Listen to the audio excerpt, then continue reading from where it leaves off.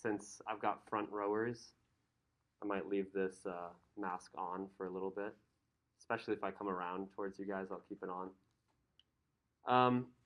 Better safe than sorry, right? Welcome to OChem 2. It's good to see you guys. Except I can't see you without my glasses, and my glasses keep fogging, so it's tough to see you. A lot of familiar faces. Anybody that has not had me? Nice. Look around. It's just these two. So, any words of advice? You're in good hands. Okay, all right. All right. Game plan for today. I want to cover what we're going to do in the class, how we're going to approach this semester. I want you guys to get to know each other and the class without me having to do too much of the talking. And then I want to do my classic intro for a chemistry course. I want to get us on the same page about what the heck chemistry is and the perception that I want you guys to have as you're going through it. All right, so first things first, our Canvas course. This is our home site for all of your resources, your links to your homework assignments. I'll tell you guys a little bit more about this reaction synthesis later in the semester once it becomes relevant to our material. I've got all of your quick links here, the things that I think are the most important for you to find week to week. One of them is a link to all the modules. Underneath that, a link to active chemistry. This is our homework for the semester. I haven't updated this page yet. It has all of my recordings from the summer, but I'm going to clear this out and load it up with recordings from this fall so that if you miss a class, you don't have to miss the notes. Office hour links. Also, if there's any other reason you have to join me on Zoom, this is the one link that I use for everything. Some of you may have had different experiences with OChem 1 in terms of what you learned about spectroscopy. I'm going to catch you guys all up to speed, and we're going to be using my document. This is an IR correlation table that I created, an NMR and mass spec correlation table that I created. And it's going to help us get on some good footing when it comes to spectroscopy, but we're going to review all that stuff. I do provide some of the information that you see on this packet on your midterm and your final exam as well. And as those get closer, I'll explain more about what you get and why it's a little bit different than this. 2 years ago, I had an OChem 1 student who was incredible at what he did, who said, I wish I had a table of all the functional groups. And I said, that sounds really hard. I'm on it. So this is my attempt at getting all of the various functional groups that we're going to cover and explore this semester onto one page. I think that I've got them all.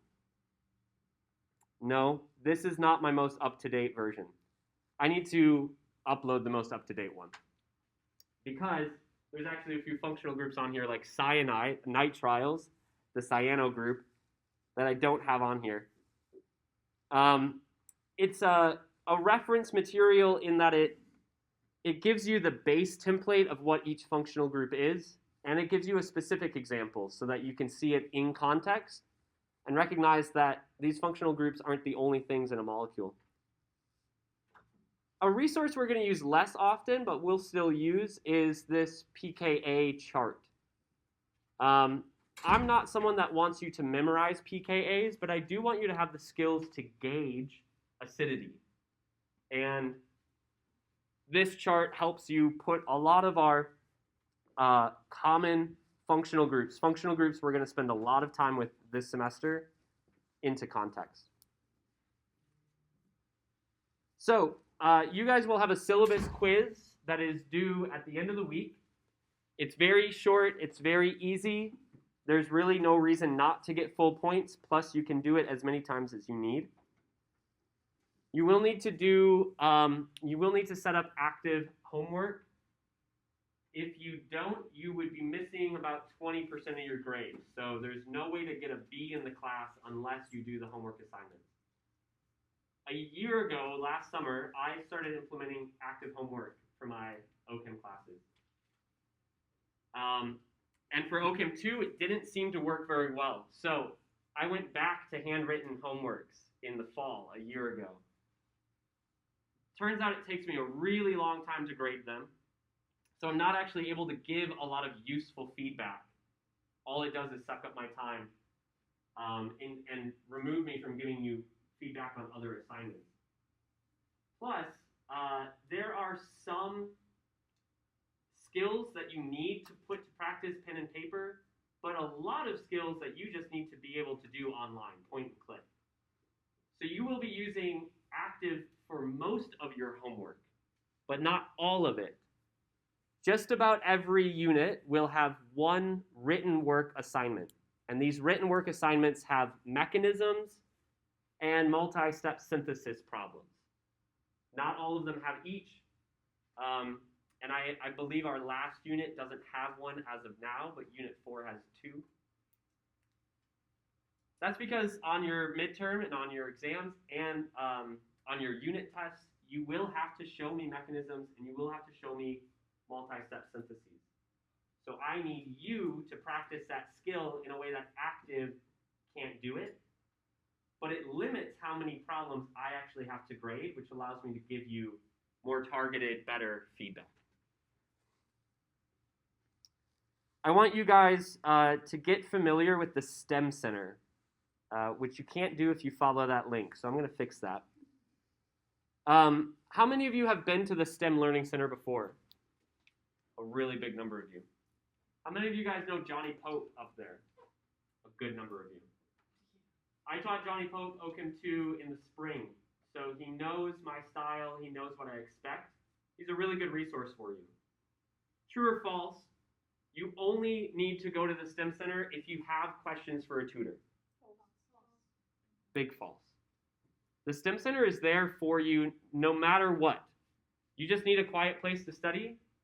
Okay, it's not very quiet, but it's a place to study. And while you're studying, questions come up. So it's a good place to be when those questions evolve because you've got the resources for it. On that page, I'm going to be putting Johnny and Sagan's schedules. They're both very good tutors that have taken this class from me, so they will know how to help you. This document will pop up full screen every time you load the page. I do that intentionally so that you never have to guess what is coming up on our calendar. In purple, I don't know what color you'd call that. You've got our lecture classes. You guys will see that we are missing just 2 lectures throughout the semester, fall break and Thanksgiving. Blue are test days. I'm going to explain a little bit more about the tests, but you'll notice that those are not in class. Those span across 4 days, which gives you hopefully the flexibility to work it into your schedule. And we'll talk more about what those unit tests look like, but they are meant to help you master material before we get to the green, which is our exams. We have our midterm exam October 23rd. The lecture period before that, which is the lecture period after the Unit 3 test, is a review day. We won't be covering new material. We'll only be covering questions that you guys have as you get ready for the midterm. Similarly, our final is already scheduled by the college for this classroom at a bit of an odd time, an unusual time. It's at 5:50, whereas our class starts at 5. And that's going to be on Tuesday, December 16th. The 2 class periods before that we will use as review. So you guys will wrap up Unit 5 tests the week before, and we'll use that last week of lecture to review. Now, I admit I could get rid of those lecture days and spread out the material a little bit more. Yeah, I agree with Cameron. I think it's better that you guys have that opportunity to ask questions. I want to see you guys master skills on the final, and not just struggle all the way to it. So that gives us an opportunity to figure out what's going on before we get there. This is my week-to-week schedule. In yellow are my student hours. That means it's time that I've dedicated for you. I appreciate a heads up if you know you're going to utilize student hours. At least a day, it helps me make sure that I've got nothing else going on and that I'm free to meet with you. And I've got 3 different places that I'm happy to meet with you. My office, which is SI 131, the STEM Center, and I'm happy to meet on Zoom on that Zoom link you saw on the Canvas page. So it helps me out if you need to make an appointment, or if you want to come to student hours, if you just scan this QR code, pops up a pre-written email that says, "Hi, Professor, I want to meet with you on this day at this time in this place." And then that helps me make sure that I can be there for you. Because you guys know things come up, things get busy, and other students often want to use that time too. So it helps me make sure that I'm able to meet with you.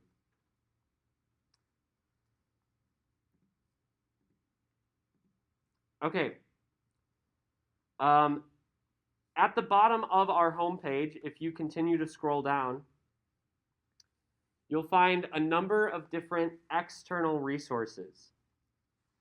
You guys probably saw that our textbook is an optional textbook. You do not have to go to the bookstore and purchase it. If you have it already, great. If you haven't and you don't want it, you can return it. LibreText is an open resource website, and they've got a number of different organic chemistry textbooks.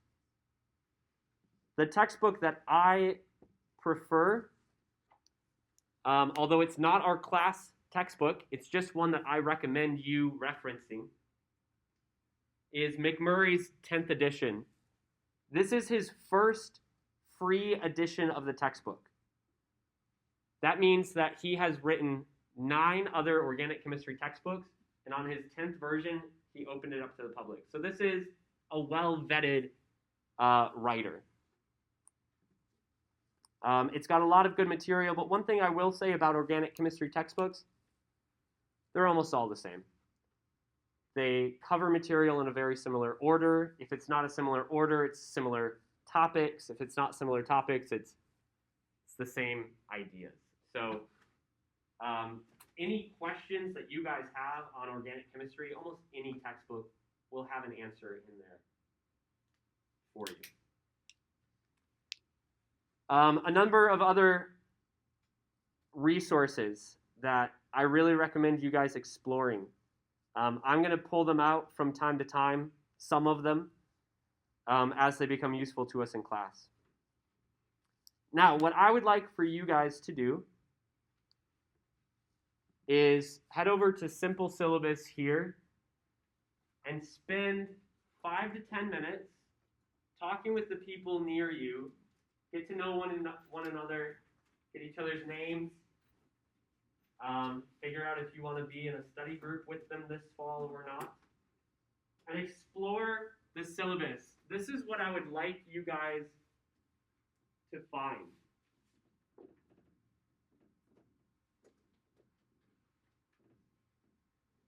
What are the 3 most important parts of the syllabus, or the most surprising parts, or the most confusing parts? If you had a friend who didn't make it to class today, what are the 3 things that you would want them to know? In your little groups, see if you can come up with those 3 things you've got a question on, you think is surprising, or you think is the most important. In a little bit, I'm going to come back together, bring us all together, and we're going to go through them. In the meantime, I'm going to hand out a piece of paper that will help me get to know you guys as well. Sorry, is this it's not published? Well, that would make it challenging, wouldn't it? I do apologize. I thought that I had gotten your class in order because this is my first lecture, and apparently I had not. So, it might need a second to process, but in the meantime, turn to your neighbors, get each other's names, and we'll come back together in about 7 minutes. There you go. Before any pleasure to meet you. Have you taken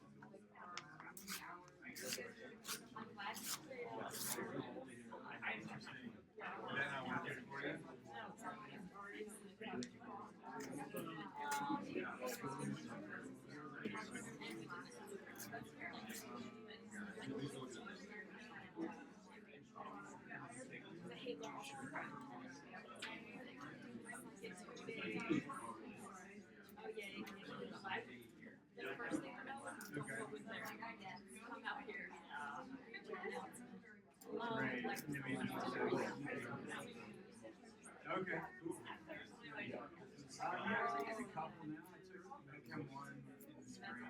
That was good. I took it with he's super nice guy. And then I took bio one this summer, which is kind of fun. I never taking like in high school. So, but no, I didn't like couldn't really relate to my peers in that class. Yeah, so, yeah, I know it was kind of funny. Just, different levels of motivation. But it was good. It was fun. It was interesting. But prepping for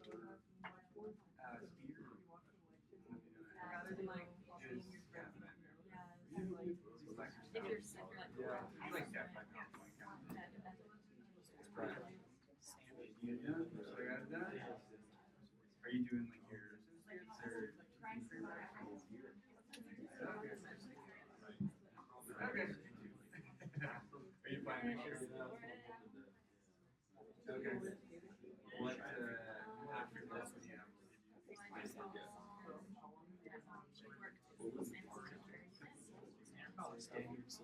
Okay. I pretty much know what to expect. That's fair. Okay.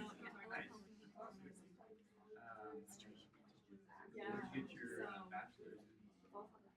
Okay. Nice. From somewhere. Well, I learned this technique, the syllabus reconnaissance, as a group activity, really. Cuts down on you guys just listening to me and gives you an opportunity to. This class is really interesting. It's like a lot of summer, a lot of spring. It's a big mix of my Oakham 1 students. That's good. I agree. A lot of returning students, that's a good sign. I know. Gen Chem is the hardest to teach because it's all new students all the time. Oakham 1, I'm starting to get Gen Chem students returning to me, but it's also a lot of new students. Oakham 2 is always the best because I know most of the class.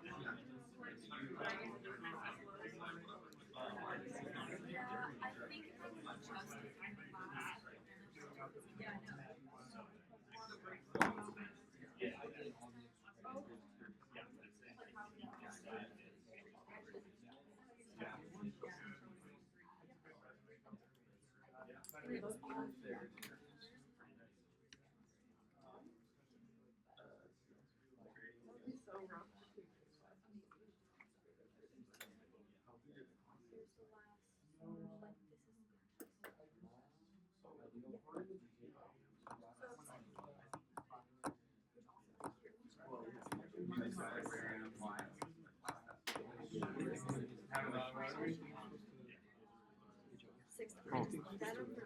Not yet. No, I'm gonna put that up in a second. No, actually, that's a good point. I don't want them to write this stuff on me.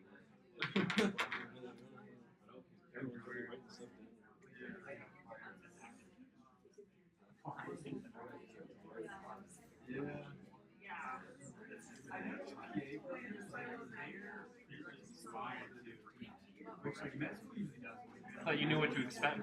I guess I should have Really? seen his last In the spring, I took Yeah.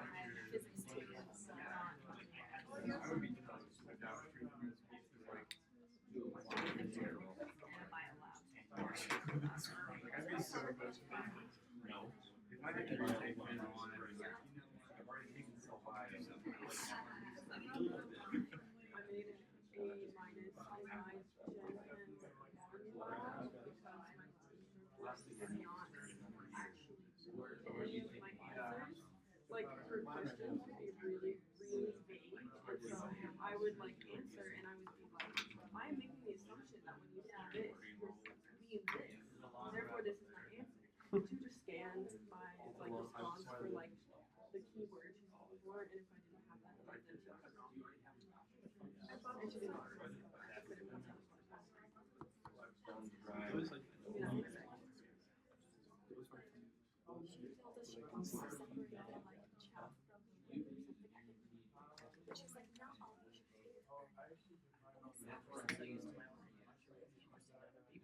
yeah, that's true. You know, I get everything. You got pets? People love to talk about their pets. You got.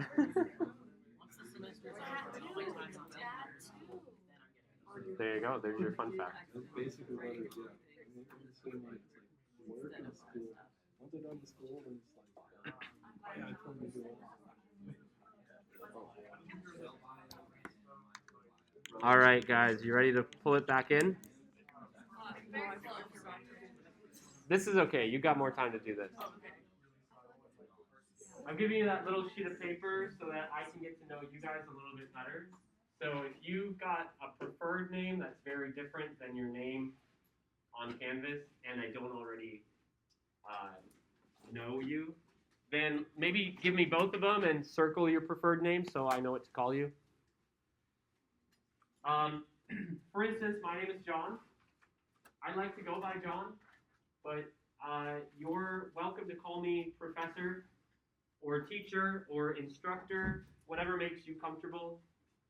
I do not have my doctorate, so doctor would be incorrect. You could call me master. I just watched Star Wars for like the first time, so I feel like now I get it. Master John actually makes a lot more sense. People used to really love calling me that, and I didn't understand why. I'm originally from Wisconsin. I grew up in a small town.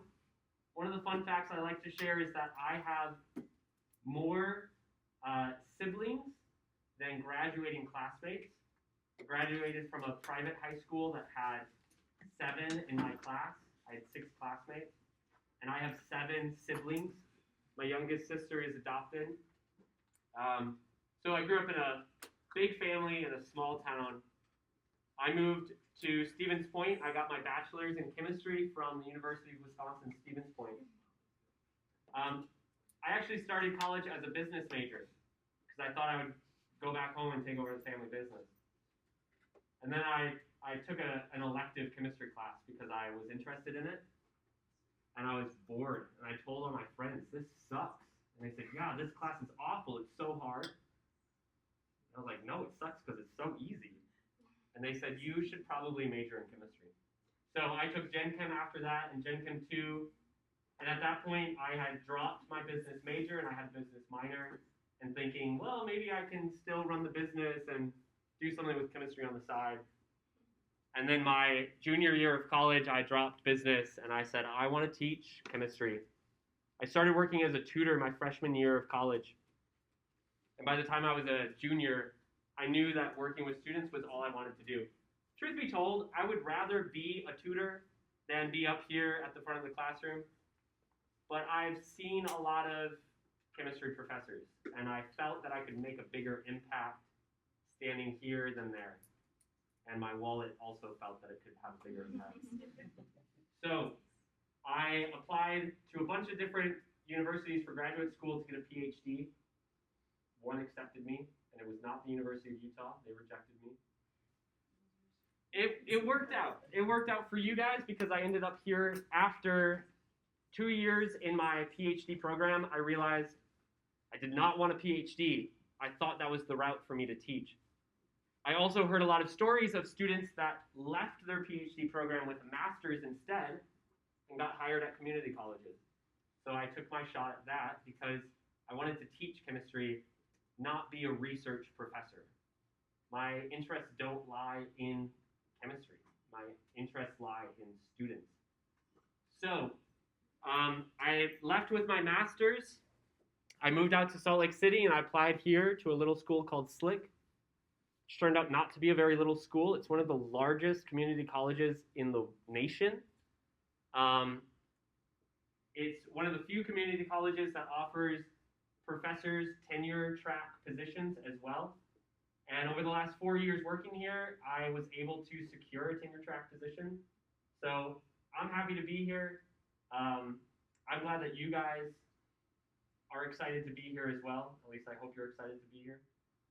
Because I think a class dynamic that is excited to learn is the best dynamic. It's going to give you guys that fuel to get through the semester, and it's going to give me the fuel to keep grading all of your assignments. Over the last 3 years, as I've been teaching lectures, I have modified my course so many times, to the point where the class I teach today looks nothing like the class I taught for the first time 3 summers ago. And I think it's for the best. There's a lot of different teaching styles out there, but one of my fun facts, the one I put on the board, is that I'm a lifelong learner. In fact, I'm a student this semester in a college education course, and it's titled Inspiring Lifelong Learners. And that is what I want to do. So I'm learning how to be a better educator as I'm educating. A lot of the changes I've made in my class reflect the education I've got on how to teach over the last 3 years. And I'm hoping to be able to implement things this semester from my course. And I want to be open and transparent with you guys about that if I can, when I've got an assignment from my class that I want to implement with you guys. So another aspect of me being a lifelong learner is I picked up a second language last year. So I'm a student of the Arabic language, and it is going all right. I will tell you something. I think it helps me relate to you guys as students, especially in organic chemistry, a lot better. How many of you took OChem 1 and felt like a baby, learning how to speak, learning your alphabet? That's how I feel in Arabic. I feel like a baby, like I have no knowledge. And I don't even know what the letters are. I don't know how to draw anything. So I relate. I understand the feeling of feeling lost and confused, and I'm hoping that I can navigate you this semester to strengthen your understanding, build a foundation, and grow on top of that, so that by the end of it, maybe you're not interested in becoming a chemist. Maybe you won't ever have to apply chemistry to anything ever again, and maybe you're happy about that. But you at least would be able to look at an ingredients list and say, I know some of those words, and you will have a different perspective about how things work, specifically at a molecular level, which obviously builds into our macro scale lives. So I'm hoping to give you guys that perspective this semester. Now, by filling out some of that, I'm going to collect those later. That'll help me get to know you guys. Thursday, I'll test myself on your names to see just how well I remember and just how well I can learn your names. For now, I want to go over what you guys found in the syllabus. And I don't need to get free things. I'd love to fill the board, actually. But I want to hear from you guys what you thought were the most important, the most surprising, or the most confusing things.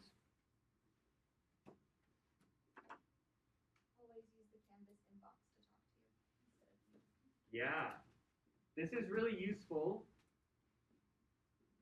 for me to not get my my messages from you lost in my inbox.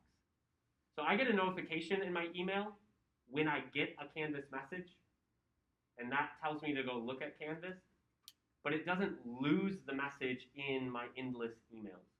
So I really like getting my messages on Canvas. Thank you.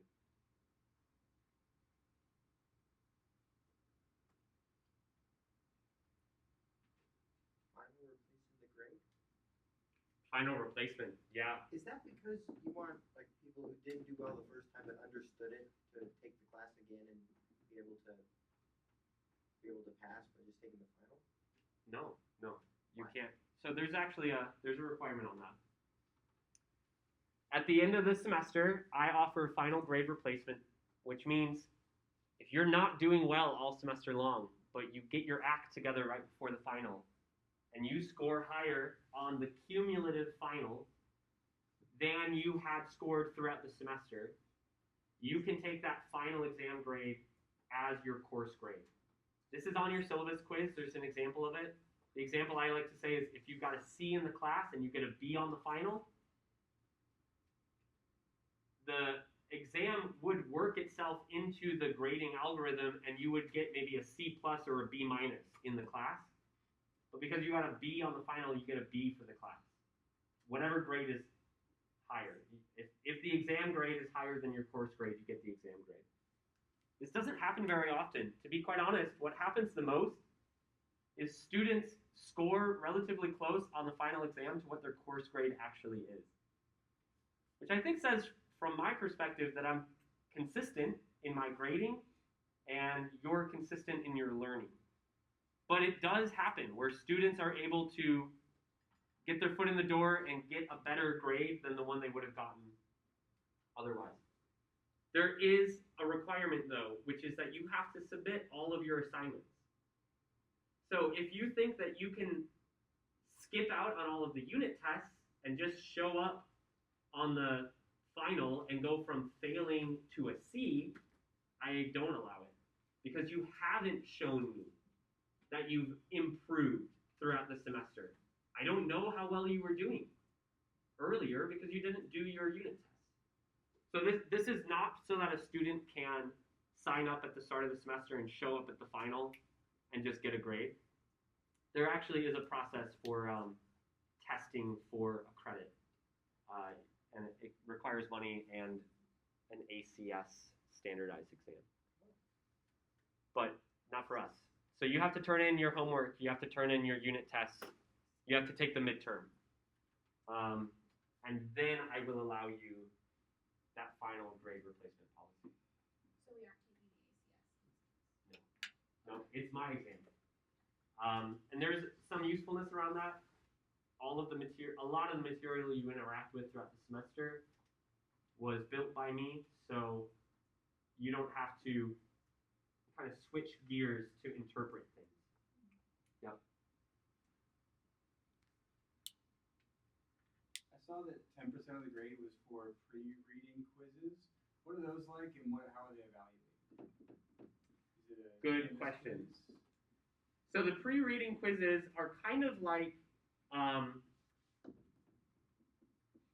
participation. I want you guys to get questions in your head before you come to class so that as I cover the material, I can answer those questions for you. What's the alternative? You come to class, you hear all of these weird words for the first time, and now you've got questions and I kick you out. So, by doing a pre-reading quiz, I'm hoping to set you up for understanding material better in class. But then again, I'm not very pushy when it comes to making you do stuff. So there is no late points taken off. There are due dates, but they don't close. You can take them at any point. I've had students that do all of the pre-reading quizzes the week before the final. Did that help them throughout the semester? I don't think so. And it's only 10% of your grade, which is to say if you don't do it, you can't get an A.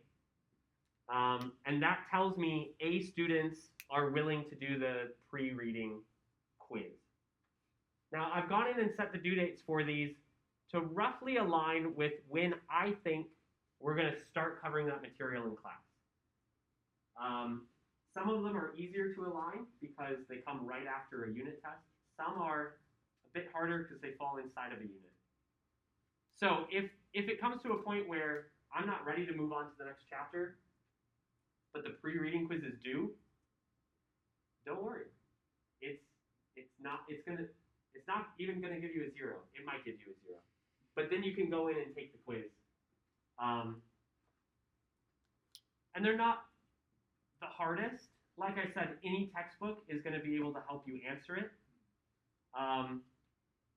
And Google can probably help you answer it as well.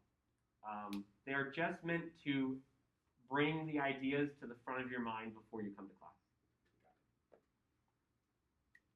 I think while I'm on this topic, I want to address the other breakdowns as well.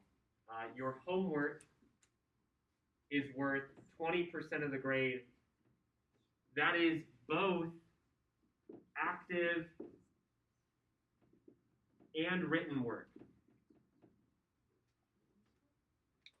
So all of the points from the active assignments, all of the points from the written work, they go into the same category. And the written work is graded basically like 1 point per what you're showing me. So if it's a multi-step synthesis, it's 1 point per reagent, intermediate, reagent, intermediate. If it's a mechanism, it's 1 point per step of the mechanism. Which means the written works, I think the highest point is 12 points. They're not a lot of points. Most of your points come from active. You got a question on that, Killian? Unit tests. And this is where I actually want to dive into them a little bit more and show you more about what we're looking at. Unit tests are broken down into 2 categories. If you come to the unit modules, you will find each unit has these headers that describe what chapters we're reviewing, and then a header for the unit test. This is also in these unit modules. This is where you can find your pre-reading quiz, where you can find what active assignment is due and what written work is due. I also have some old PowerPoint slides. They're not aligned perfectly with what we'll cover in class, but some students find them helpful, and so I'm providing them there for you. The unit tests are broken into 2 parts, and that's because each unit test has 2 different types of questions. Part A is roughly 10 questions. You can see this one, your OCHEM 1 review, is only 9 points. Roughly 10 questions per Part A. Part A is multiple choice. And each of those 10 questions, each of those 10 multiple choice questions is pulled from a bank that hits on one learning objective. Nomenclature, predict the product, predict the reagent, things like that. So, you take your multiple choice quiz once, you're able to see your responses and which ones you got right and which ones you got wrong, but you don't see what the correct answers were for the ones you got wrong. So you can narrow in on what you're doing well with and what you're not doing well with. Okay, I got the aldehyde and ketone one, but I missed the carboxylic acid one. I need to review carboxylic acid.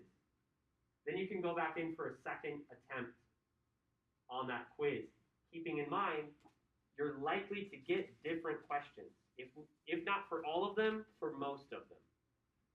That allows you to master the concepts.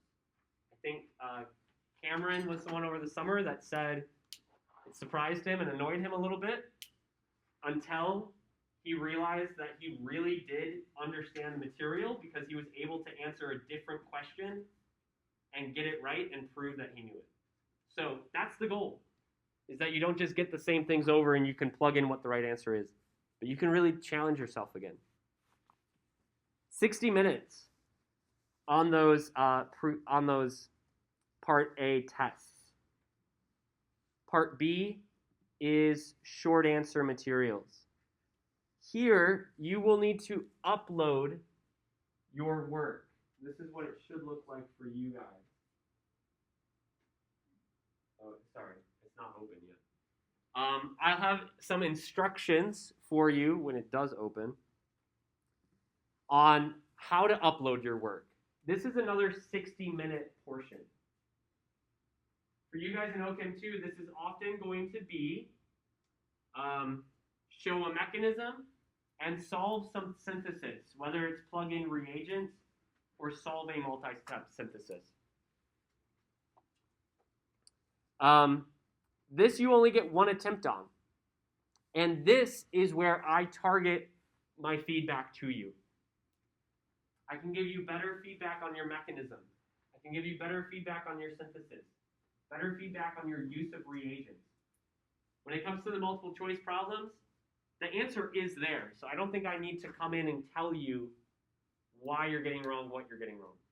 But with the short answer, this is where I take the time to sit down and talk to you about how you're doing with the material. Only one attempt, 60 minutes. And like I said, you have 4 days to complete these unit tests, Part A and Part B. You already know when they're going to be, so you can try to schedule them in if you have busy weekends. What I aim to do is give you at least 2 days during the week, not just force you to do them on the weekend, so that if you need your weekend, you can try to work it into your work week. You mentioned that like attendance is required for the final grade replacement option. Do I have to like if say like you have the 12th, 13th, 14th, 15th, do you have to attend on the 11th to count that, or do you just have to do the quiz? So attendance is not required. Okay. Your submission is required. So these quizzes are just on active. They don't require lockdown browser. It's open notes. You are encouraged to go through your notes while you do the unit test. The point of the unit test is to make sure that you are strong on the material before we get to the midterm, before we get to the final.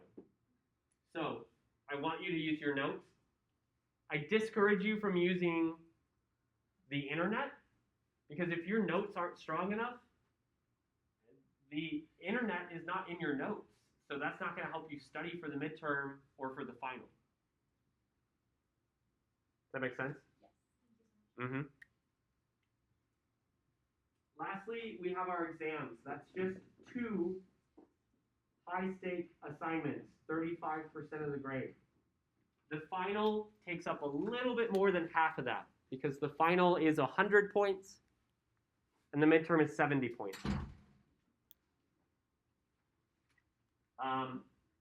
The midterm and the final are both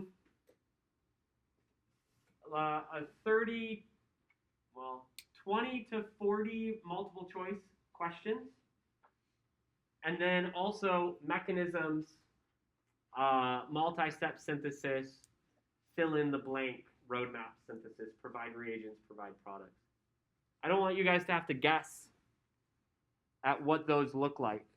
So I have provided my summer, midterm, and final exam. Well, I've provided it, but I haven't. Well, that's not right. Sorry, I'll have to go back in and re-upload it. Because I didn't, well, it's not re-uploading. No, I just screwed up. So here, for example, is the key to my summer 2025 final exam. Not only can you see the format of the material and know what you're going to see on the final, but you can also see the correct answers, which means that you can test yourself. You can practice on this practice exam and grade it based on the answer key. So the layout of the grade is participation, homework, low-stake assignments, unit tests, mid-stake assignments. There's fewer of them, and they're worth a good part of the grade. And then high-stakes assignments. This makes up a very big part of your grade. And there's only 2 of them, so there's not a lot of distribution on that weight. There are not post-reading quizzes. I think you'd call that homework. Unit tests are, is that for A and part B, and is there an active quiz? Quizzes? There's active homework. Are there active quizzes? No. I think Just, Ryan Holcomb's class has that, but not mine. you just have part A and part B for the unit test? Like, That's right. Like organic chemistry one?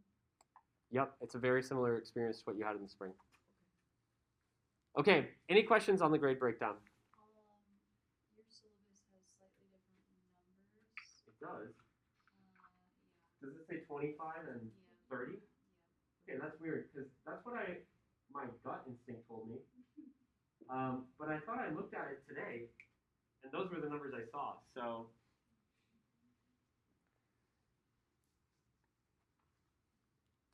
well, you know what?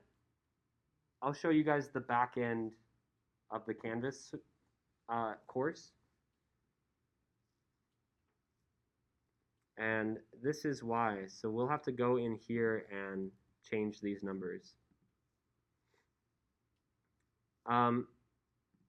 I think it makes more sense to have the grade breakdown this way anyways, so I'm happy to happy to do that. Okay. Since we hit on it, I'm going to bring this up, which is attendance. You guys know my attendance policy? Encouraged, not graded, not required. I know that a lot of you have incredibly busy lives. Some of you have families, some of you have jobs, some of you are just here. So if you can't make it to class, whether it's one time, 12 times, or all semester, I'll be trying to record our lectures and post them here. I cannot guarantee that I'm going to be able to record all the lectures. Sometimes my phone dies in the middle. Sometimes my laptop crashes or bugs out. This is not an online class. It's not a hybrid class. So this is not a guarantee. It's me doing my best.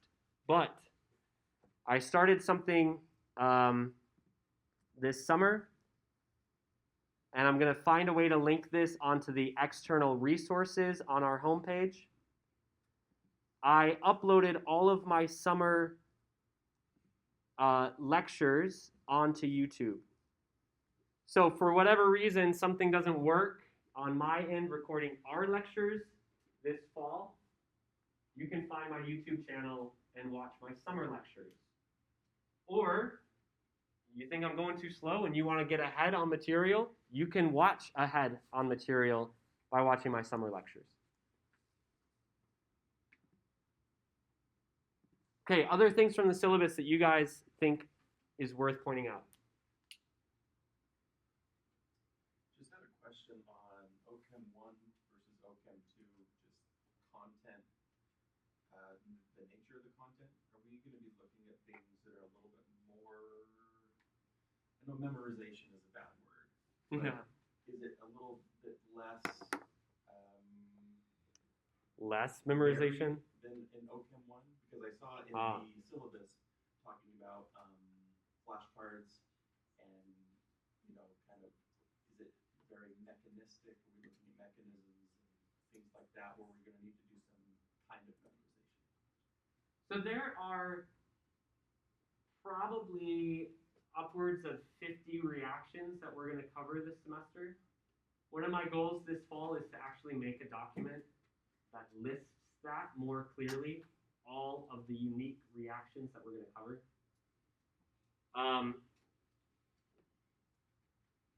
We're going to focus on about 10 of those mechanisms.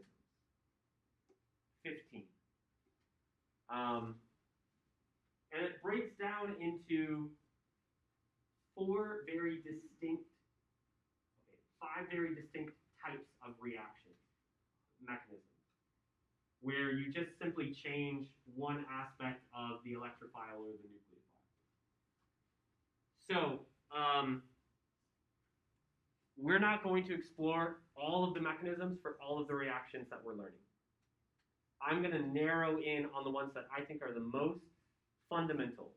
The mechanisms that I think if you master, you could master any mechanism.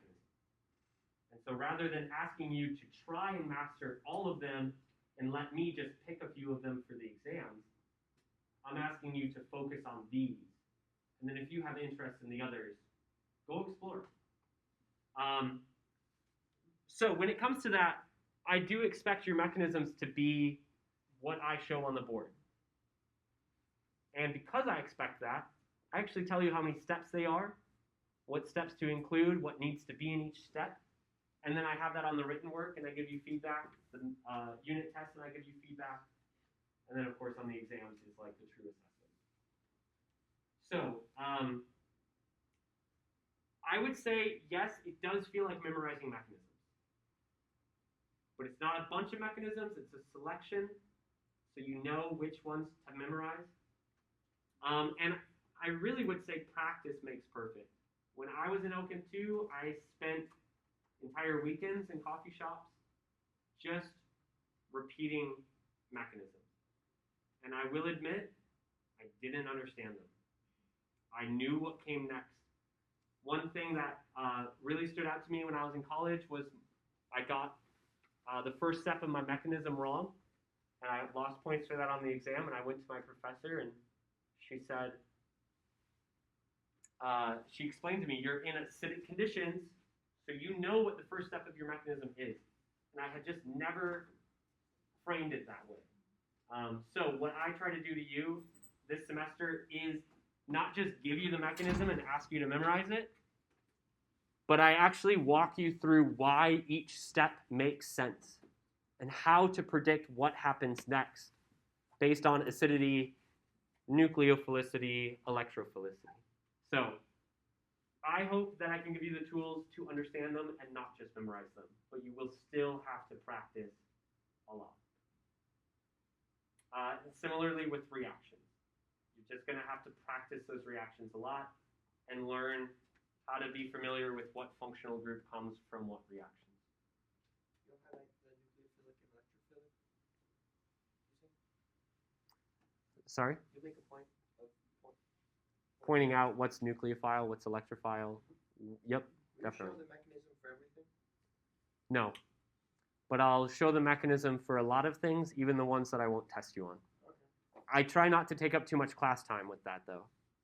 It just doesn't make a lot of sense to show things that I'm not going to test you on. But I do understand that a lot of you will understand a mechanism better or understand how to predict a product better when you see how the electrons are interacting, how the bonds are forming and breaking.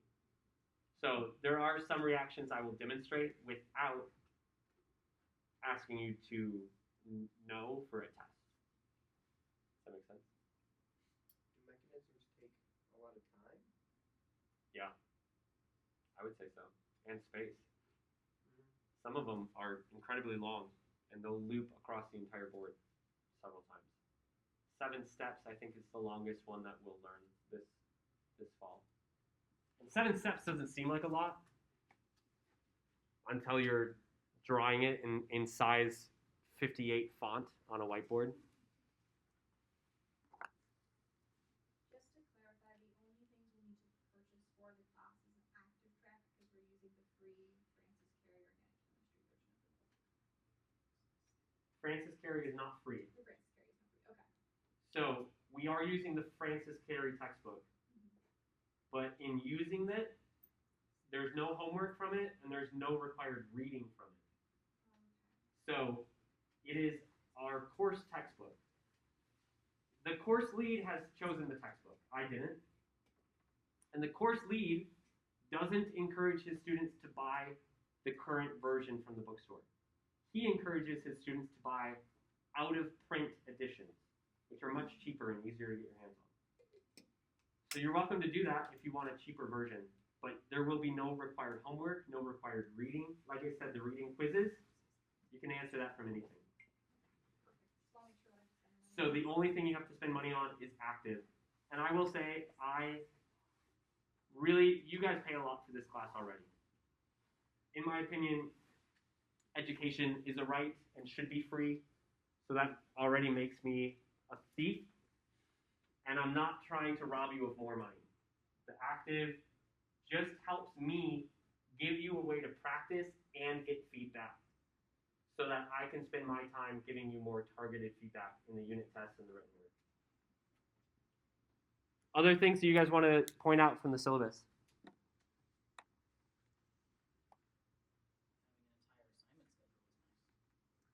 Which one? On the syllabus? Yeah. You know what? That's not me. That's Canvas. Oh, Canvas is great. Yeah. You know, there is another place that you can find an entire schedule of the assignments. So you can find that on the syllabus. If you go down to your calendar on like the global menu and you highlight our class,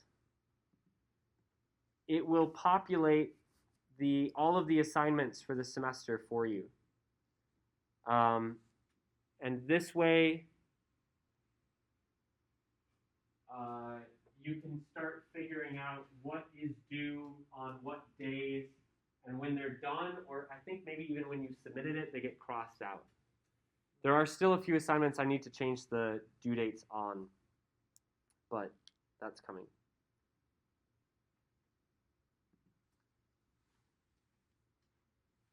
Other things? I think those are my top ones as well. One thing is mentioned on the syllabus, you go over kind of your light work. Sure, yeah. Actually, this is good. I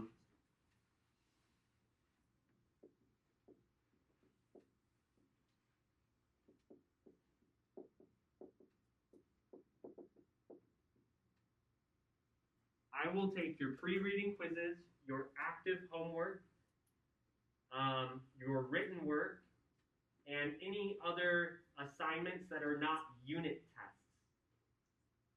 up until you start your final exam.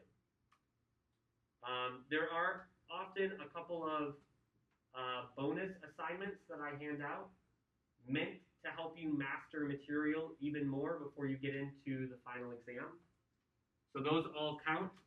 The exception here is the unit tests.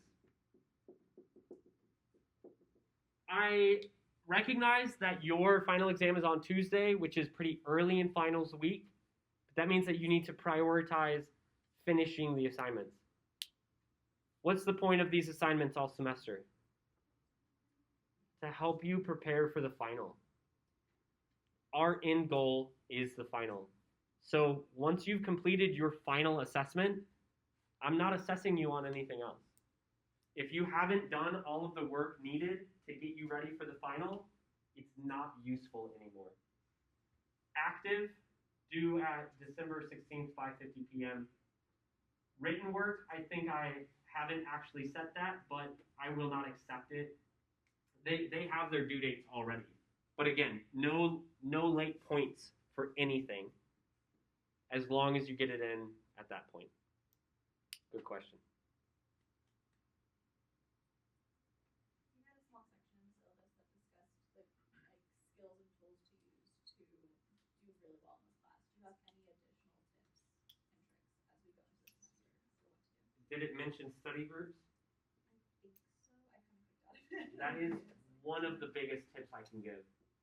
I didn't study OChem 2 with anybody, and I think that really hurt me. I mentioned earlier that I'm studying Arabic. Could you imagine if I never spoke to anybody else in Arabic? How good do you think I could get? Like, could I master the language? Maybe in reading and writing, but definitely not in speaking. So working with other people is critical, I would say. I've seen classes organize themselves in study groups in so many different ways. Spring semester had a forum. I don't know, I'm not online much. They had a place where everybody was on, posting about the reading quizzes, the homework, studying for the unit test, studying for the midterm. So even people that weren't really active could lurk and see what other people were saying. I've seen classes where there are kind of cliques and people just kind of break themselves into smaller study groups. I've seen friends that take it together and they spend hours after lecture from like 7 to 9 p.m. up in the STEM Center. I know that's awkward and hard, and this isn't even the most normal college setting, but you're all in the same boat. You're taking OChem 2 with John Flood, and he's saying, get to know each other, exchange numbers, use that people function to learn each other's names, or the inbox function to message each other, and just try to connect, try to see who else wants to study with other people. If you got the energy, you can even make games out of OChem 2. Jeopardy is pretty easy. Like, what's the reagent? And then you've got different levels of questions, and you have to fill in the reagent, or what's the product? And you've got different reactions. You've got to show the product.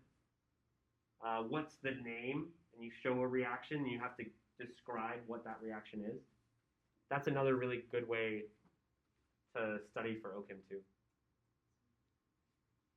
Ursula? Yeah, so I know you don't like it to be called cheat sheet, but Oh, yeah. I have that.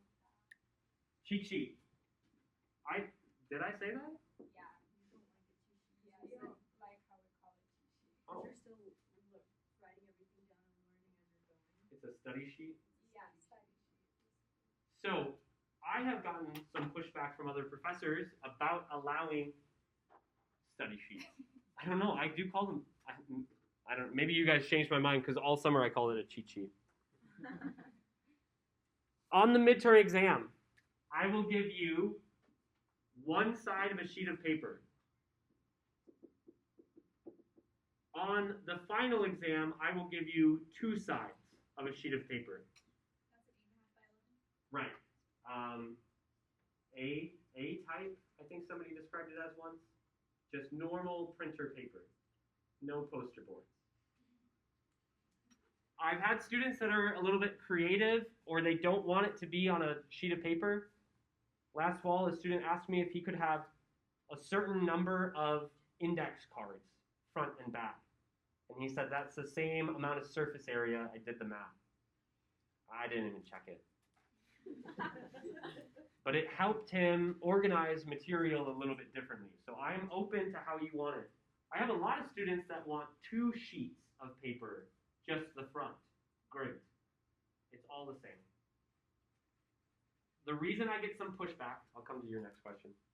The reason I get some pushback from other professors about allowing it is that they think that I'm going easy on you. So look at my exam scores and tell me why everyone's getting a 75 average. It's not going easy. The other pushback is that I'm setting you up to fail later on.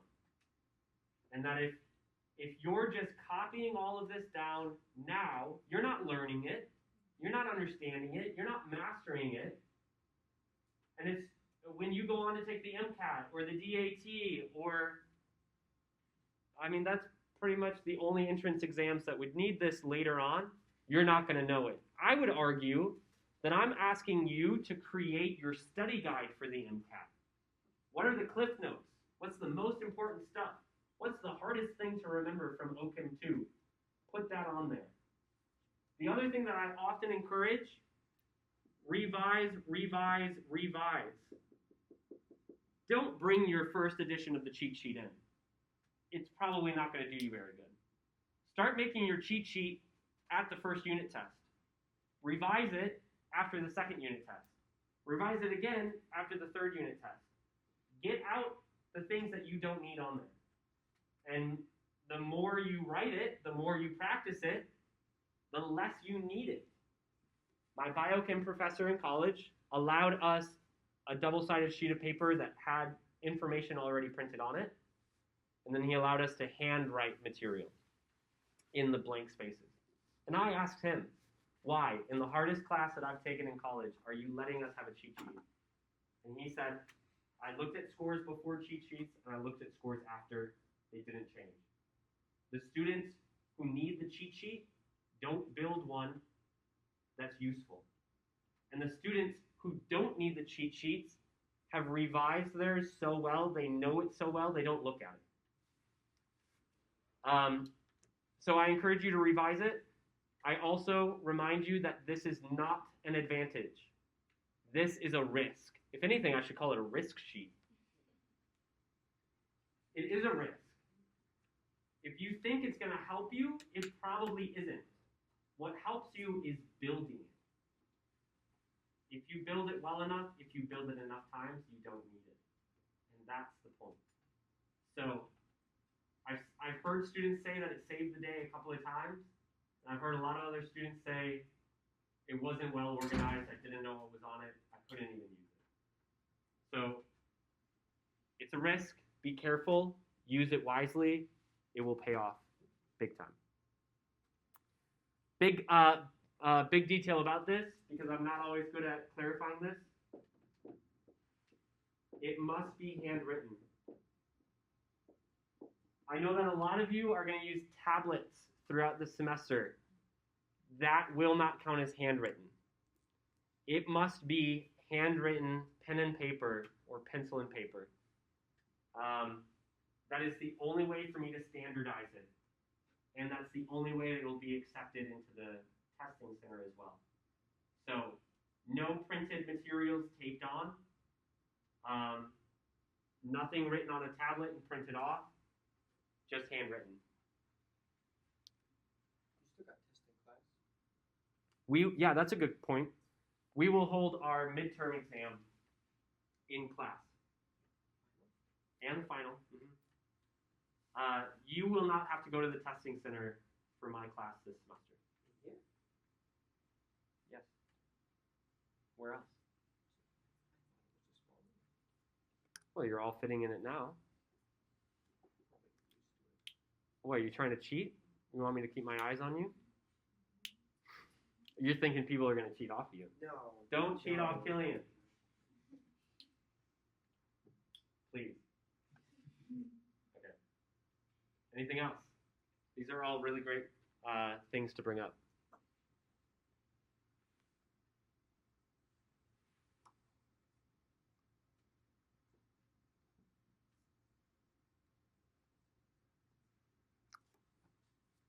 I want to talk about a new assignment. Those of you from my summer semester know what this is. Those of you from my spring semester do not. And something weird happened where I don't know where the tab went. We are going to be doing a number of assignments this semester that I am calling analysis assignments. Something really got screwed up, so I am going to show you the old version because just because I want to embarrass myself more. Summer. I couldn't tell you why it didn't copy over. I imported from the summer semester, so it doesn't make a lot of sense. Throughout the semester, I'm going to have you pick a molecule to apply our course concepts towards. Those of you that were in my summer class and did this in OCHEM 1, you must pick a new molecule. Although I will say, it probably wouldn't be, no, it would be too easy. So you have to pick a new molecule. And I reserve the right to make you pick a molecule that is more distinct than the one that you had in the summer as well, so that you can really apply things. The first assignment is actually due next week. And that assignment is simply choosing a molecule. This is what it's going to look like once I have it ready. I don't know why this didn't copy over. It's a little annoying to me. Your first assignment is choosing a molecule. I would like for it to have some sort of connection to you. So how many of us are going into medicine, pharmacy, dentistry, kinesiology, anesthesiology, chemistry? I ran out of options. I would recommend that you pick something that is relative to your field. And maybe that means doing a little bit of research. There's almost no wrong answers other than the fact that not every molecule is organic. So it does need to be organic. It needs to have at least 6 carbons. I want it to have an impact in your life. I'd prefer it to be in your field, but it doesn't need to be. It could just be something in your life. Maybe it's a medicine you take. Maybe it's I don't know, really. You'll have to figure it out. You will need to upload it onto here. I will review it and either give you a 1 or a 0. 1 means that it's ready to go. 0 means that you need to pick a new molecule. And I'll give you some feedback. I'll tell you why you need to pick a new molecule. I want you to be able to apply the chemical reactions that we're going to learn this semester, not necessarily in OChem 1. I want you to apply this semester's chemistry to it, which means you might not know what that is, but I do. So I can look at the molecule and its functional groups and see whether it actually is going to line up with our chemistry or not. If I give you a 0, you're done. That's it. No, I'm just kidding. The entire point of this analysis series is to master concepts. I do not give 1s unless it's perfect. I will keep giving you a 0 and keep giving you feedback until you've nailed it. And then you get a 1. And to incentivize this, the 5 points from this assignment all go into your unit test category, which means that this holds the same weight as one of your 5 Part B unit tests. So your first one is analysis of a compound, just picking a compound. Your second one is analyzing its IR, absorption frequencies. I know a lot of you have not had good experience with spectroscopy in the past. This is your redemption. You're not leaving this component of the series until you've mastered looking at your compound's IR. Proposing a synthesis. This is going to come later in the semester. You've chosen a compound. I want you to take it and react it to make something else. That means you have to identify a functional group that's in your molecule that aligns with one of the reactions we'll demonstrate in class, and then show it. Depending on how well this goes this summer, or this fall, I may require that it's a multi-step synthesis and that you do more than one synthesis with it. But this is kind of meant to be low stakes, mastery-based. Pick something that works, something that we've done. Show me that you know it. The next part is proposing a retrosynthesis. You have chosen a compound. I want you to make that compound from something else. Identify a functional group in your molecule that you have learned how to make, and just show me one step. Once again, I'm thinking about ways that this could be expanded to be a multi-step retrosynthesis, but for now, this is where we're keeping it. Show me that you know how to apply reactions to make your compound. A lot of people struggle with synthesis in this class. That's the whole class. So this is an opportunity for you to apply what we're doing in lecture to a molecule you chose, not me. The last part is a reflection. This is where I get to hear what it taught you, whether it was worth it, and it gives me feedback on how to move forward. I will not grade this until you have submitted all of the other components. This is the very last thing that you submit. Any questions on that series? It's spread out throughout the semester.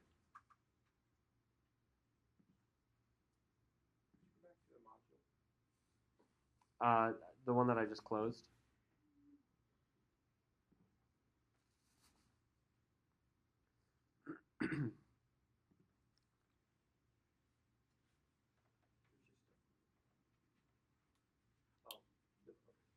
The bonus is not guaranteed. That bonus assignment is often used as another mastery opportunity for you to apply those skills again.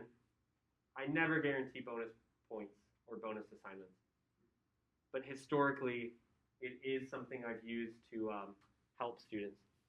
Actually, that was the foundation of the class, or of the assignment. I offered a bonus assignment where just in one fell swoop you would do all of this to 3 different compounds.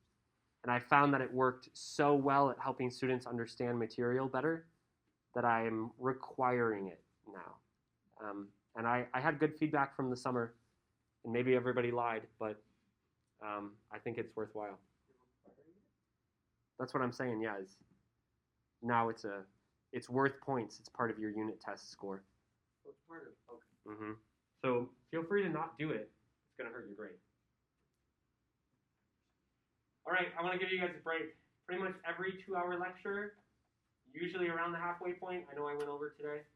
I want to give you guys a 5-minute break to stand up, move around, get your blood flowing, go to the bathroom, get more water, whatever you need to do. So let's come back in here around 6:25 to finish off the lecture by talking about fundamental forces.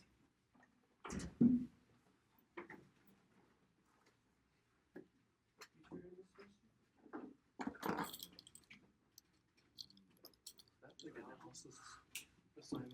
That kind of line up with the lab. So I kind of looked ahead at like some of the assignments with the lab where you have to do like basically your own reaction. Yeah, no, it doesn't. No. I'm thinking about changing what's going on in the lab. What the process in there is, there are 2 experiments that you can choose from, and you're just not given procedures. Help prepare for that or something. No, because in that one you don't have to predict a product or like predict a starting material. You just choose the one you want. So it is different. But I'm thinking to change the lab project so that students are given a list of the chemical inventory in the stockroom, and they have to propose a reaction. I'm going to take this and mix it with this in the stockroom. I'm going to make this. Could be as simple as a Grignard acyl addition, which you'll learn about this semester. Could be as challenging as a Friedel-Crafts acylation reaction, which you'll learn about this semester. So that, I think, would be more fun. The way it is right now, students really enjoy being the one deciding what happens and not just following a procedure, but deciding the procedure. I was kind of interested. Mm-hmm. I was just wondering, since I was thinking of it, since you're about this analysis where you're doing proposing synthesis or retrosynthesis and showing, I wonder if it lined up to help prepare for that. No, but maybe in the future it will. Yeah.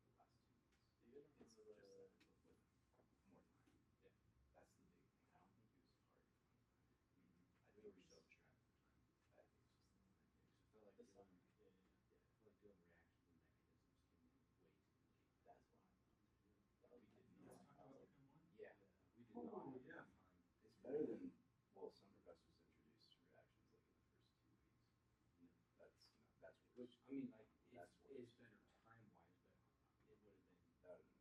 I think John, I mean, the portion of it was on the final versus how much time we had. I think John did it the best way. But no, I legit. Feels like a week ago. Huh? I know, it feels like it was a month ago and just. I already forgot everything. It's gone. Well, he's just got it. I guess. Of all of them, everything. Yeah.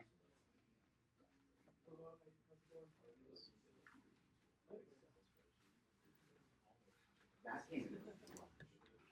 That came twice. I don't know how many hours. That helped me so much. So good. That's a tiny one. I need. No, the one that you stand. You carry around? Oh. What happened to Finn? Did he do your summer class? No, I don't think Finn needs Oakham 2. Oh. Okay. How are you gonna have the whiteboard situation? You do like one here, and then one there, and then like one here and one. So this has 4 boards. Yeah. The way that I normally do it is I start on this board, Okay. and then I move to this one. This one? And then I pull this one over, and I move to that one. Okay. And then what are we? And then I normally just swap back and forth between these two. So you give us. We'll still only have one board to write down the notes. So what you'll do that, then this, and then this, and then you slide this over.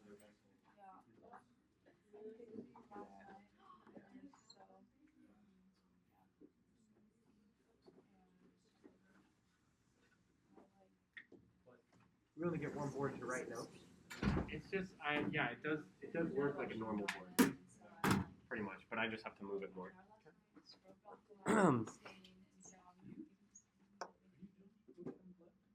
No, I'm not teaching a single Oakham lab for the first time in 4 years. I'm kind of sad, and it's because I joined faculty senate. So now I'm a senator. Yeah, I'm just not a Oakham lab instructor. But you know how I designed the Oakham labs? My goal was to make it so I could pass it off to any instructor. Before it felt like you really needed to know what was going on to be able to teach it. And I've tried to design it so that students can feel independent and instructors can feel supported. So this is the test. We'll see if it works. Yeah. I think I was I had my Oakham class, or that was with Sarah. Yep. I think I was kind of like, she's like, yeah, you guys are kind of like usually like. No. In the spring? It wasn't in the spring. It was. Oh. You took lab before lecture. Summer. Yeah. Well, Sure. I had done Oakham in the spring.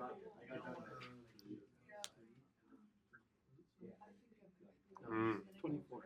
Yeah. I did it in the summer 24. Yeah. I failed it. So I retook your class in the spring, but I just did the lab in the summer 24. And she was kind of like. I think there were Most of it had already some. been like designed, Yep. but you were kind of redesigning some. There were some labs. labs that were being revamped. Yep. She was like, yeah, some of these labs, you don't really know the protocol, but you guys are kind of like. It's true. That's good science, though. It was very fun. Mhm. Like, the results we were getting, because like, I guess this is what we're getting. Do you have Ty this fall, or do you have Chris? Ty. Yeah. You're doing the night lab. He's great. I love him. I had him. He was my Gen Chem instructor. He's great. Nice. All right, everybody. To wrap up class today, I want to introduce us to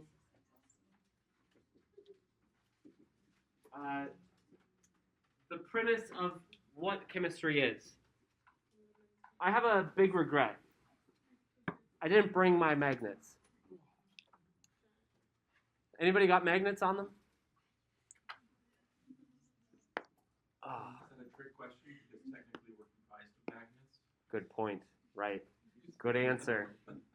You've got a wireless charger? Yeah, okay. Magnets in the phone, right? What kind of magnets were you gonna bring? Any that click together? I'll bring them on Thursday, if I can remember. I mean, I guess my AirPod case has a magnet that sticks to things. Does it? You think it sticks to this? If it's aluminum, probably not. Oh, right. Oh, it kind of sticks to it. It's not very strong. Keeps falling. Does an Apple Pencil work? Oh yeah, but then I'd have to have you pass around your whole thing. Okay, well, the whole point of it is to be able to pass it around and have you feel the magnetic attraction. So I think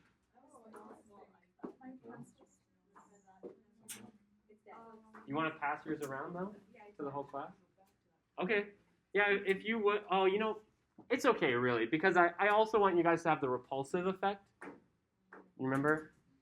So I'll bring my magnets on Thursday. It's not the same. I'm sorry.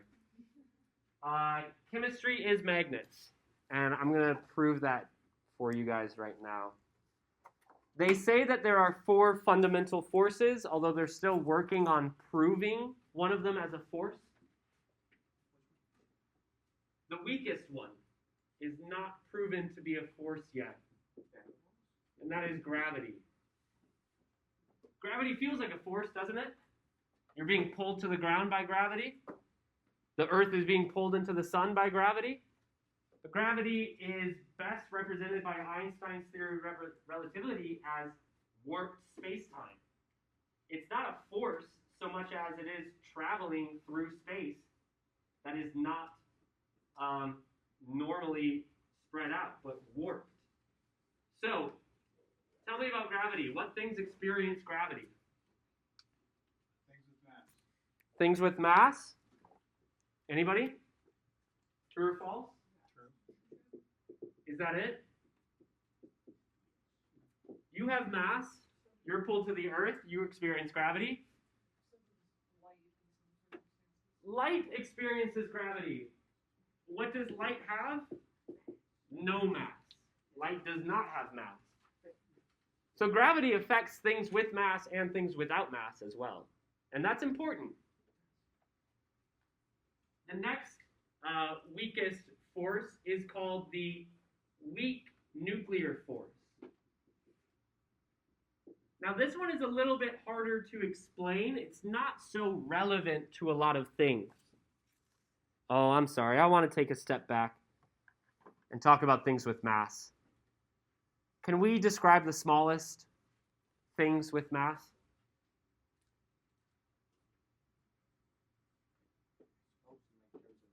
What are they? Atoms are not the smallest things. Electrons, protons, and neutrons. So I'm going to abbreviate electrons throughout the semester as E-. We're rarely going to look at protons and neutrons this semester. But to be quite honest, I probably won't be drawing electron minus this semester either much. But it is a good reminder. Electrons have a charge of -1, protons a charge of +1, and neutrons no charge. How much mass do protons and neutrons have? 1 atomic mass unit. About 1 atomic mass unit. And what about electrons? 10 to the -8 atomic mass unit? Yeah, I think a lot of people say about 0 mass units, No. It's there. It's just effectively nothing. but a lot less than protons and neutrons, still a lot more than light. So these make up our atoms, our molecules, our ions. Everything comes out of these things with mass. Chemistry is defined as the study of matter, things with mass that take up space, and its interactions. And light interacts with matter a lot. And that's due to another force that we're going to get to. The weak force is responsible for things that happen inside of the nucleus. For instance, when a carbon-14 isotope turns into a nitrogen-14 isotope, Can someone remind me why these are called isotopes? Two forms of the same atom with different number of neutrons. Good. So carbon-14 is an atom of carbon because it has 6 protons, and it's a specific isotope of carbon because it has 8 neutrons. Most atoms of carbon have 6 neutrons. Carbon-12 is the most abundant isotope. Carbon-14 is useful for radioactive dating because it flips one of its neutrons into a proton. And it goes from 6 protons to 7 protons. It's no longer carbon. 7 protons in a nucleus makes it nitrogen. And it no longer has 8 neutrons, but it still has a mass of 14. Nitrogen-14 is the most abundant isotope of nitrogen. We're not going to deal a lot with isotopes this semester, but chemists often use specific isotopes to prove how reactions happen. So there will be a few instances where we lean into isotopes of oxygen to prove what's happening in a mechanism. The strongest fundamental force is called the strong nuclear force. I'm sorry, I don't think I did a good job of explaining. The weak nuclear force is actually emitted here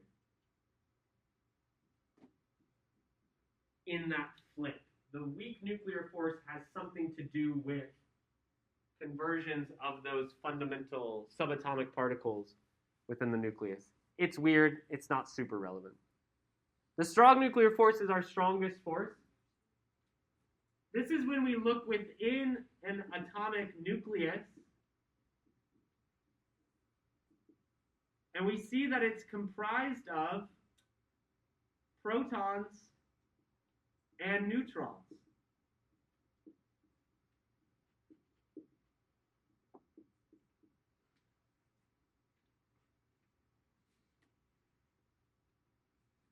Do you guys know how big an atomic nucleus is compared to the size of an atom? Super small, like a millionth of the size.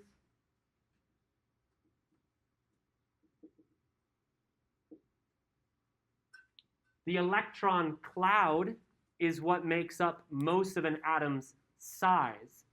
The nucleus makes up what? All of the atom's mass, all of its significant mass. Very tiny, all the mass. And then you've got the electron cloud, which is very large, very light.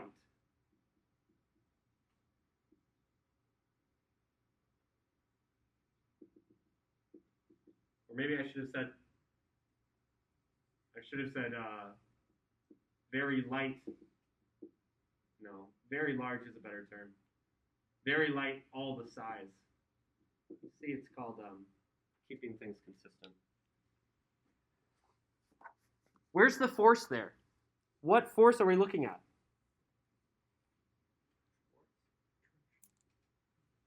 Within the atomic nucleus is where the strong nuclear force is. What is that strong force?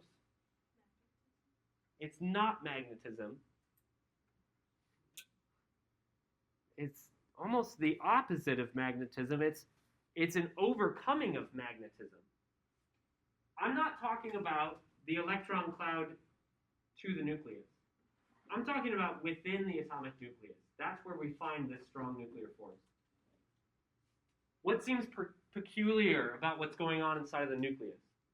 It's holding all the positive charges close together. All of those positive charges are being compacted close to one another. So the strong nuclear force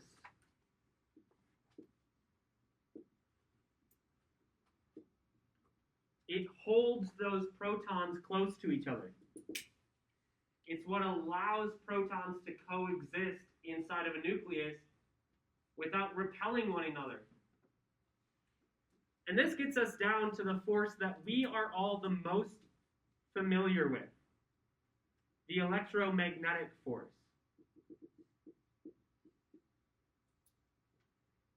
You knew intuitively that there were things going on that required magnetism, positive to negative being pulled together. You knew intuitively that positive and positive shouldn't sit next to each other, and that it takes a force to keep them close to each other. You are the most familiar with electromagnetism. Who has played with magnets before or put magnets onto a fridge? I think regardless of where you grew up, how old you are, what career you're in, one of the few things we have in common is that we've all interacted with magnets before. And that is what you're looking at between the electron cloud and the nucleus. You're seeing that electromagnetic force. Two parts to this, right? This electro part describes the repulsive effect of like charges next to each other and the attractive effect of opposite charges.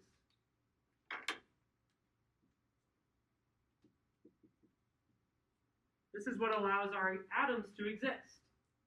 It's that positively charged nucleus attracting the negatively charged electrons. And you might think, why is it that atoms exist with electron clouds so much? If they're attracted to the positively charged nucleus, why don't they ram into them? I don't know. But it probably has something to do with how small that nucleus is. What are the odds that it actually is going to find the nucleus, that electron that's spinning around? If you think of an atom as the size of Los Angeles, 8 kilometers wide, the nucleus is the size of a ping pong ball or an orange maybe, very small. So try to take an electron and shoot it from Santa Monica Pier and find a ping pong ball somewhere within LA. Good luck. There might be an attractive force, but the odds of them running into each other are very low. So that's the electric side. What's the magnetic side?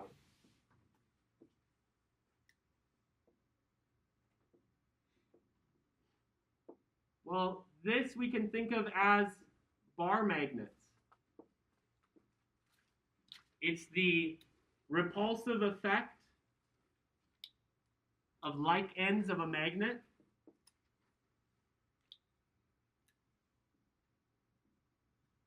And it's the attractive effect of opposite ends of a magnet. What does that remind you of? The attractive and repulsive effect of charged particles.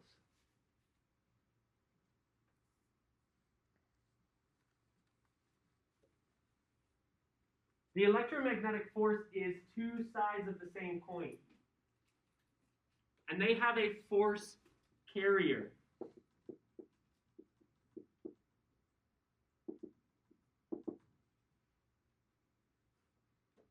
Do you know what particle is the force carrier of the electromagnetic force?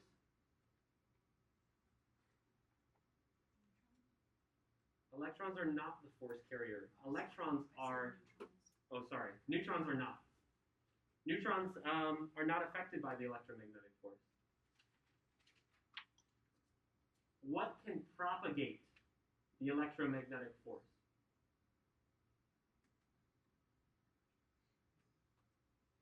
What can help the electromagnetic force radiate? Oh, I really thought that was going to give it away. It's on the board. Light. Light is electromagnetic radiation.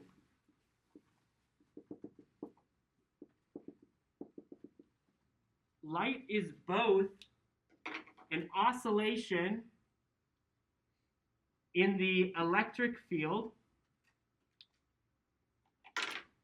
and a perpendicular oscillation in the magnetic field. And I apologize for my perpendicular line. Trust me, I did a pretty good job. It just looks terrible. These are perpendicular to each other. One is up and down, one is in and out. Whoa.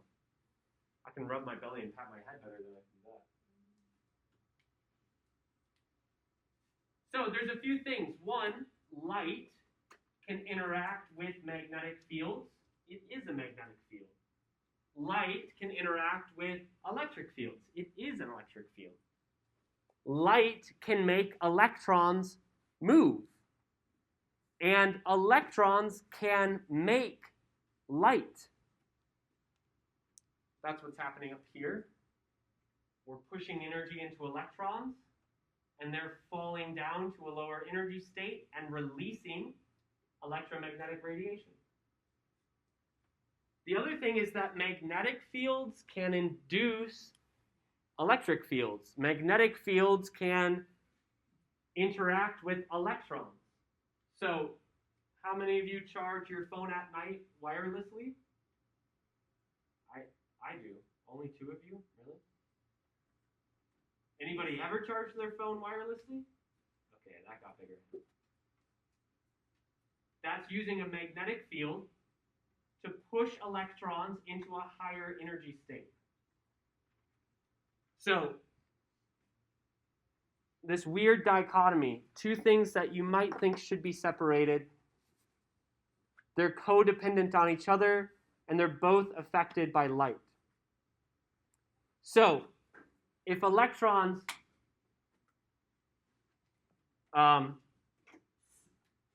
if you take an electron and you make it spin, because it is a charged particle, it will create a magnetic field. Electrons are basically tiny little magnets. And in the same way, protons can be tiny little magnets. Nuclei can be tiny little magnets. Molecules can be tiny little magnets. You are a tiny little magnet. I mean, a big magnet. But truly, everything that we are composed of interacts with the electromagnetic force. And so it shouldn't be too surprising that some migratory birds use the magnetic field of the Earth to know where to travel. There's suspicions that eels know how to get back to their spawning points by interacting with the magnetic field. Platypuses can sense electric fields, and they use that for their hunting. And it's not that they're special, they've just fine-tuned all their small little magnet parts to do more interesting things with the big magnet stuff. You guys might recall that the Earth is a giant magnet. Why? Why does the Earth have a magnetic field? I've heard that it's because there's iron in the core that spins around. And we know that iron is magnetic, often below a certain temperature, and because it has unpaired electrons. Each electron acts like a little magnet. You get a larger sample of iron, you get a bigger magnet when they all come together. You get a magnet the size of Earth's outer core, and you've got a giant magnet, a planet-sized magnet. What do you mean the temperature? Do you think things get too hot, they lose their magnetic? It's true, yeah. Magnetism does have a temperature threshold. So the Earth creates a giant magnetic field. The sun emits radiation, electromagnetic radiation, and ions, charged particles. All of those things interact with the magnetic field, deflect away from the Earth, protect us from dangerous radiation, dangerous particles, allows DNA to exist, allows DNA to replicate, to evolve, to turn into us. Your life exists because of electromagnetic radiation. Your life is composed of electromagnetic radiation. Organic chemistry, too, is just a study of electromagnetic interactions, electromagnetic forces. Little magnets, special magnets. Some magnets that are really strong and attract each other very strongly. Some magnets that repel each other very strongly. Some magnets that are very weak and don't attract other things at all, or repel other things at all. So throughout the semester, I'm going to come back to this analogy. I'm going to tell you about reactions happening, bonds forming, bonds breaking. And I'm going to tell you that it's just magnets being pulled in towards each other, causing things to happen. That's where we're going this semester. Thanks for being here. Hope to see you guys on Thursday. We're going to pick up with OCHEM 1 review. I don't know what your professor taught you, especially you guys that were there in the summer. Boy, I don't know what he did. We're going to review terminology, reactions, spectroscopy, and nomenclature over the next 3 weeks, or 2 weeks. And then you have a unit test to review Organic Chemistry 1 before we dive deeper into other things. Take care. Have a good night. Oh, yeah, if you just leave your little slip, I'll grab them after you leave. Thank you. That's your attendance for today.